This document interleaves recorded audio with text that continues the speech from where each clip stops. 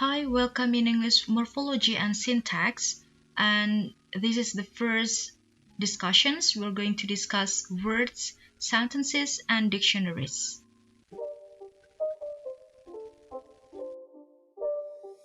It's not a game, it's a rich thing. If we talk about words, we have four subtopics we're going to discuss. The first one is meaningful buildings block of language. We have words as types and tokens, words with predictable meanings, and the last one, non-words with unpredictable meanings. Start from meaningful building blocks of language. Yeah, words as the basic units of language. A child didn't produce like a complete sentence at the first time they speak, but they try to learn word first. Do you think that sentence should be consist of more than one words? The answer is no.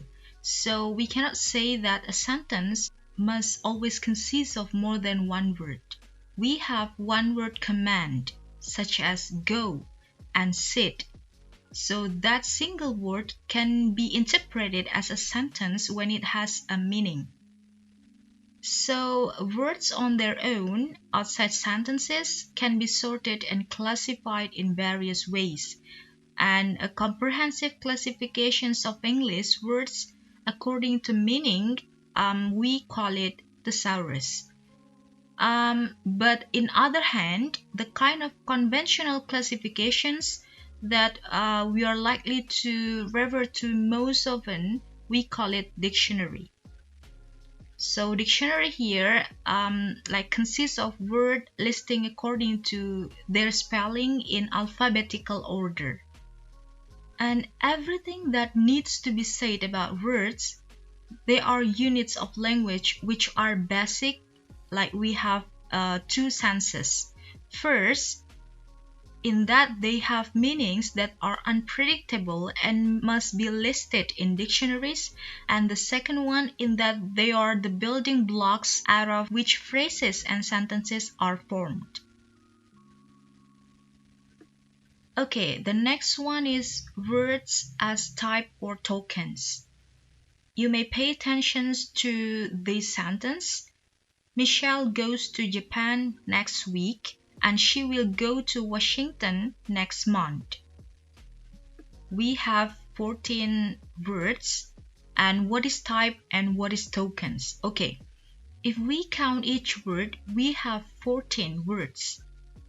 However, because there is repetitions, for example, for number 3, 2, and number 11, also 2, also number 5, next, and number 13, next. So we have two kind of words that are repeated in this sentence. So we may count that there are 14 tokens with 12 types. Yeah, we can conclude that tokens here is the corpus, the counting numbers of words. But the types here, you can count every word that is not repeated. So it is only 12. Go on to the words with predictable meanings. We will discuss onomatopoeic sound and also sound symbolism. Okay, from the onomatopoeic sound, it's just like sound imitations when you heard like animal sound. For example, cat, meow, lion or tiger, the sound is roar, and for bee, the sounds buzz. However, these onomatopoeic words in every countries will be different, or some of them will be similar. And in every language including their own, the association between most words and their meanings are purely conventional. We call it sound symbolism. For example, we have S and L in spelling. So words begins with these alphabet. So it reflects smoothness or wetness. We have slurp, sleek, slide, slip, slop, slither, slick, sluck, and so on. We also have GL. This alphabet also begins in some words that reflect shiny things. For example, glow, gleam, glint, glitter, glaze, glass, and so on. But remember, because language is arbitrary, we cannot say that these rules are always acceptable to be considered as sound symbolism in other words. Okay, the last subtopic is non-words with unpredictable meanings. Start from idioms. Idioms is like multi-word items that meaning is not fully predictable for their component words. It commonly consists more than one word. It could be two or more words, but they just have one meaning.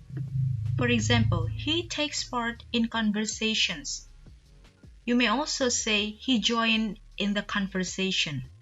So takes part here is the idioms that's similar to join. For another example, she takes umbrage at the suggestions. You may also say she avents at the suggestions. The next one is colloquial. We may say that this is like a slang language for English that sometimes non-native speaker cannot predict the meaning because we seldom to use these words. For example, I think it is peacehelper. Peacehelper here is a foggy day. So you may say, I think it is a foggy day. The next one, I have some rain checks this week. The meaning of rain checks here is a promise that you have to reschedule because you have to cancel that promise. We call it rain checks. And the last one, proverbs. In Bahasa, we also have proverbs. Flip. Okay, just discuss proverbs in English. For example, we have, it's no use crying over spilled milk. The meaning is, after an accident, one should look to the future rather than waste time wishing the accident had not happened. All of them is non-words with unpredictable meaning.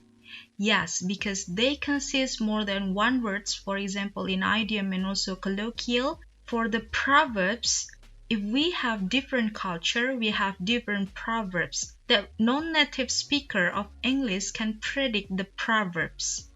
Well, I think that's about words, sentences, and dictionaries. You may check the descriptions box below and click the link for your attendance list, and see you for the next discussions.